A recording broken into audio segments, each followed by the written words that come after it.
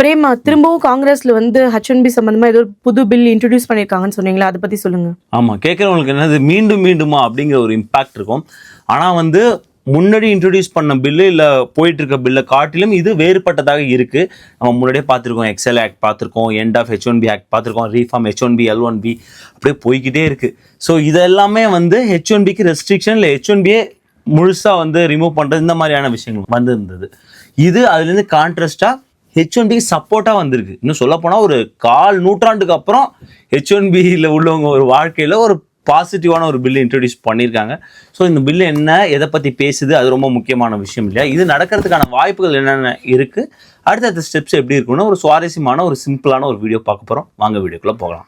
எப்பயுமே நான் என்னோட இன்வெஸ்ட்மெண்ட் போர்ட்ஃபோலியோவை எப்படி பிளான் பண்ணுவேன்னா, எல்லாத்தையும் தூக்கி ஸ்டாக்ஸில் போடாமல் லோ ஆர் மீடியம் ரிஸ்க் அசட்ஸுமே கொஞ்சம் வச்சுப்பேன். அப்படி பார்க்கும்போது ஏகான்ஸ் வந்து எனக்கு மிகப்பெரிய ஒரு ஹெல்ப்ஃபுல்லான ஒரு பிளாட்ஃபார்மாக நான் பார்க்குறேன். பிகாஸ் அது ஒரு மியூச்சுவல் ஃபண்ட் மாதிரி பார்க்குறேன். நான் ஆக்டிவாக அதில் இன்வால்வ் ஆக மாட்டேன். ஜஸ்ட் நான் இன்வெஸ்ட் பண்ணுறதுல சரி இல்லை ரெக்கரிங் இன்வெஸ்ட்மெண்ட் போட்டுருவோம். இன்னைக்கு பார்த்தீங்கன்னா இந்த வீடியோ எடுக்கும்போது என்னோட ரிட்டர்ன்ஸ் உங்கள் ஸ்க்ரீன்லேயே பார்ப்பீங்க 14.26. சப்போஸ் நீங்கள் ஏகான்ஸ் முதல் முறை ட்ரை பண்ண போறீங்கன்னா அவங்க ரிவார்ட்ஸ் கொடுக்குறாங்க. பின்டி கமெண்ட்ஸ் டிஸ்கிரிப்ஷன் இருக்கு, நீங்கள் ட்ரை பண்ணி பாருங்க. Hey guys, welcome back to our channel. வணக்கம் நண்பர்களே, நான் உங்க பிரேம் பேசுகிறேன். நான் உங்க ஆர்த்தி பேசுறேன். பிரேமா, இந்த ஆக்ட் வந்து இப்ப யாரு இன்ட்ரோடியூஸ் பண்ணிருக்கா, இது என்ன ஆக்ட், அதை பத்தி சொல்லுங்க. ஸோ இது வைசா ஆக்ட் அப்படின்னு சொல்றாங்க. Welcoming international success act. அதான் வந்து WISAங்கிற அப்ரிவேஷன் கொடுத்து பேர் வச்சிருக்காங்க. அப்படி பார்க்கும்போது ஆப்வியஸாக எல்லாருக்கும் தெரிஞ்சிருக்கும் இதை யார் இன்ட்ரோடியூஸ் பண்ணியிருப்பான்னு. கண்டிப்பாக ஸோ டெமோக்ராட்ஸ் தான் இன்ட்ரோடியூஸ் பண்ணியிருக்காங்க, காங்கிரஸ் இன்ட்ரோடியூஸ் பண்ணியிருக்காங்க, house of representative.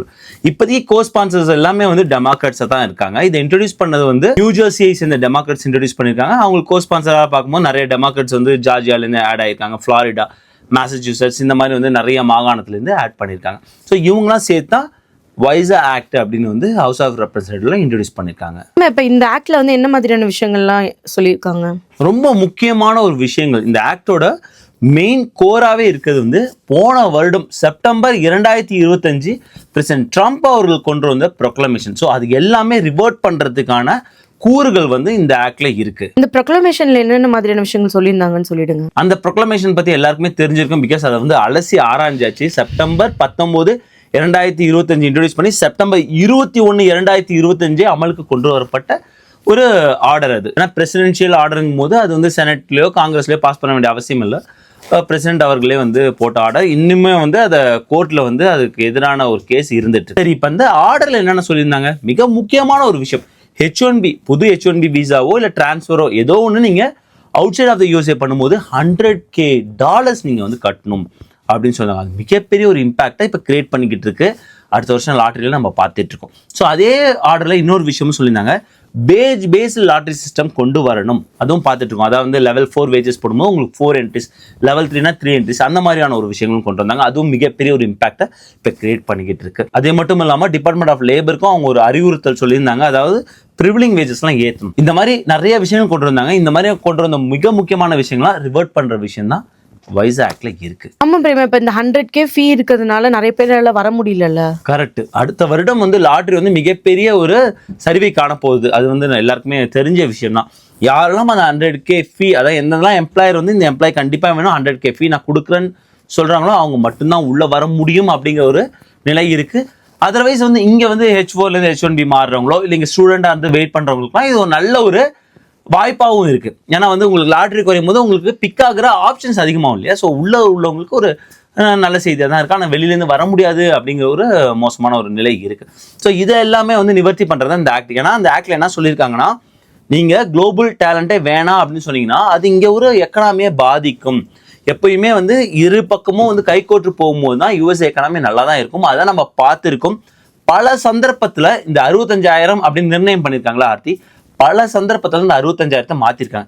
Even I think வந்து 1998 நினைக்கிறேன் அந்த 65,000 வந்து இன்க்ரீஸ் பண்ணாங்க ஒரு முறை. 2000 வந்து 1 லட்சத்துக்கு மேலே வச்சிருந்தாங்க. ஐ திங்க் 1,50,000 மேலே வச்சிருந்தாங்க. அந்த ஏன்னா அப்போ ஒரு டிமாண்ட் தேவைப்பட்டது, குளோபல் டேலண்ட் தேவைப்படுது. அப்போ என்ன பண்ணாங்கன்னா, நாங்கள் இப்போ வந்து கேப் லிமிட்டை ஏற்றணும் அப்படின்னு காங்கிரஸ்ல அப்ரூவ் வாங்கிட்டு ஏற்றினாங்க. ஸோ இந்த மாதிரியான கடந்த காலங்கள் நடந்திருக்கு. ஆனால் இந்த 100K ஃபீன்னு சொல்லும்போது அது எந்த காங்கிரஸ்லையுமே செனட்லையும் அப்ரூவ் ஆகல, நிறைய பிரசிடென்ட் ஆர்டர்லேயே வந்து வந்தது. ஸோ இந்த மாதிரி நிறைய வந்து அவங்க வாதம் தெரிவிச்சிருக்காங்க. மிக முக்கியமான ஒரு விஷயம் சொல்லியிருக்காங்க. இப்போ நீங்கள் 100K ஃபீ போட்டிங்கன்னா யூனிவர்சிட்டியில் ரிசர்ச் ப்ரொஃபஸர் வேணும்னா அவங்களால குளோபல் டேலண்ட் தேட முடியாது. பிகாஸ் 100K வந்து ஒரு பெரிய காசு, ஒரு நிறுவனங்களால் பண்ண முடியும். பட் இந்த மாதிரி வந்து எஜுகேஷன் இன்ஸ்டிடியூஷன், இந்த மாதிரி வந்து ஹெல்த் கேர் சம்பந்தமான விஷயங்கள்லாம் நிறைய வந்து ஒரு கேப் ஏற்பட்டுரும், ஒரு டேலண்ட் கேப் ஏற்பட்டுரும். அது மிகப்பெரிய ஒரு இம்பாக்டை கிரியேட் பண்ணும். இந்த மாதிரி நிறைய வாதம் வந்து சொல்லியிருக்காங்க. பட் வெயிட் பண்ணி பார்க்கணும் இந்த ஆக்ட் வந்து அடுத்தடுத்த ஸ்டேஜ் வந்து எப்படி போகும் அப்படின்னு. பிரேமா, இது நெக்ஸ்ட் ஸ்டேஜ் என்ன ஆகும்? இது பாஸ் ஆகிறதுக்கு சான்சஸ் இருக்கா? ஓகே, ஸோ இது நெக்ஸ்ட் ஸ்டேஜ் என்ன ஆகும்னா, இப்போ இன்ட்ரடியூஸ் பண்ணியிருக்காங்க, அப்புறம் ஹவுஸ் கமிட்டி எடுத்து இதை வந்து ரிவ்யூ பண்ணுவாங்க. ஸோ இதை ரிவ்யூ பண்ணிட்டு ஹவுஸ் கமிட்டியோட அப்ரூவலுக்கு அப்புறம் வந்து ஹவுஸில் போகும். ஹவுஸ் ஃப்ளோரில் போய் ஓட்டெடுப்பு நடக்கப்படும்.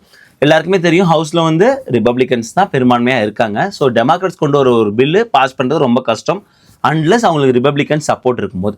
ஸோ அதனால் வந்து ரிபப்ளிகன்ஸ்லேருந்து சப்போர்ட்டை ஃபஸ்ட்டு வாங்கணும். அது ரொம்ப ரொம்ப கஷ்டமான, ரொம்ப கடினமான, ஒரு மலையை நகர்த்துற மாதிரியான ஒரு விஷயம் தான். ஸோ அது எப்படி பண்ண போகிறான்னு தெரியல. அப்படிங்க பாஸ் பண்ணால் அடுத்த செனட்டில் அதுக்கு மேலே இல்லை, உங்களுக்கு 60 ஓட்டு வேணும். ஸோ என்னை பார்க்கும்போது வந்து 99.9% இது பாஸ் ஆகிறதுக்கு வாய்ப்பு இல்லை.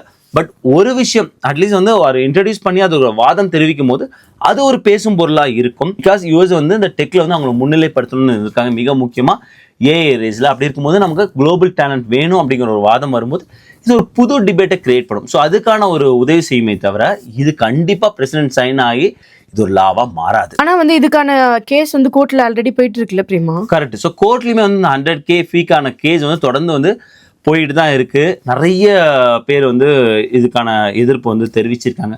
பிகாஸ் வந்து இதனால வந்து எங்களால் வந்து குளோபல் டேலண்ட் எடுத்துகிட்டு வர முடியல அப்படின்னு. ஏன் வந்து ஒருவேளை சுப்ரீம் கோர்ட்டுக்கான அதிகாரம் இருக்கு இதை ரிவர்ஸ் பண்றது. பிகாஸ் இது வந்து பிரசிடென்ட் ஆர்டரா தான் வந்தது, இது ஒரு லாவா வரல. 100K ஃபீ அப்படிங்கும்போது அவங்க ரிவர்ஸ் பண்றதுக்கான வாய்ப்புகள் இருக்கு. பட் இந்த வருஷம் எதுவா இருந்தாலும் ஃபினான்ஷியல் இயர் 2027க்கான லாட்ரி இப்போ ரன் பண்ண போறாங்க இல்லையா? ஸோ அது எந்த வித மாற்றமும் இல்லை. அங்கே வந்து 100K ஃபீயோட தான் ரன் பண்ண போறாங்க.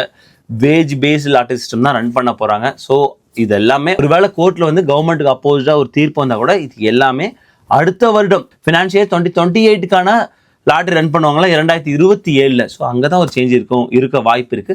ஸோ அது வரைக்கும் எந்த ஒரு சேஞ்சஸுமே நடக்க போறதில்ல. பட் என்னை பொறுத்த வரைக்கும்னா நிறைய ஒரு ஆப்போசிட்டாக நிறைய பில் வரும்போது இந்த மாதிரியான ஒரு பில்லுமே வந்து ஒரு புது டிபேட்டை கிரியேட் பண்ணும். உண்மையாக வந்து சொல்லணும்னு நினைக்கிறேன். ஏன்னா இவங்க சொல்லும்போது சொல்லியிருக்காங்க இங்கே H1Bனால நிறைய பேருக்கு இங்கே வேலை இழப்பு ஏற்படலை. அதே நேரத்தில் இன்னொரு விஷயமும் நம்ம சொன்னோம், டெமோக்ராட்ஸ் வந்து நிறைய வந்து ஸ்ட்ரிக்ட் ரூல்ஸ் வந்து H1Bயில் கொண்டு வந்தாங்க. பிகாஸ் அங்கே வந்து நிறைய கம்பெனிஸ் வந்து ஃப்ராட் பண்ணுறாங்க, அப்படி பண்ணக்கூடாது. நிறைய சீப் லேபரை வந்து கொண்டு வராங்க இங்கே அமெரிக்கன் ஒர்க்கர்ஸ் வந்து ரீப்ளேஸ் பண்ணுறதுக்கு. அதெல்லாம் கொண்டு வரக்கூடாதுன்னு டெமோக்ராட்ஸும் நிறைய ரூல்ஸ் வந்து கொண்டு வந்தாங்க. ஸோ அதெல்லாமே வரவேற்கத்தக்க ஒரு விஷயம் தான். ஆனால் வந்து கம்ப்ளீட்டாக ஸ்வைப் பண்ணிட்டு போகிறதுங்கிறது குளோபல் டேலண்ட்ஸ் இங்கே கொண்டு வர முடியாத ஒரு நிலைக்கு தள்ளப்படும் அப்படிங்கிற ஒரு வாதம் வந்து மிக முக்கியமான ஒரு வாதமா பார்க்கப்படுது. பார்ப்போம் இது வந்து அடுத்தடுத்த மூவ் எப்படி இருக்கு அப்படின்னு. இந்த வீடியோவோட நோக்கமே நிறைய எதிர்மறையான விஷயங்கள் போயிட்டு இருக்கிறதுனால H1Bக்கு சாதகமா இந்த மாதிரியான ஒரு டிபேட்டும் போயிட்டு இருக்கு அப்படின்னு சொல்றதுக்கான ஒரு வீடியோவா தான் இருந்தது. இன்னும் என்னென்ன தலைப்புல வீடியோ வேணும்னு நீங்க கமெண்ட்ஸ் பண்ணும்போது அதை நம்ம ப்ரியாரிட்டி பண்றோம். ஐ ஹோப் உங்களுக்கு இந்த வீடியோ யூஸ்ஃபுல்லா இருக்குன்னு நினைக்கிறேன். மறக்காம நம்மளோட சேனல் லைக் பண்ணுங்க, ஷேர் பண்ணுங்க, சப்ஸ்கிரைப் பண்ணுங்க. மறக்காம அந்த பெல் ஐக்கன் தட்டி விட்டு போங்க. தேங்க்ஸ் ஃபார் வாட்சிங் திஸ் வீடியோ ஃப்ரெண்ட்ஸ். நன்றி.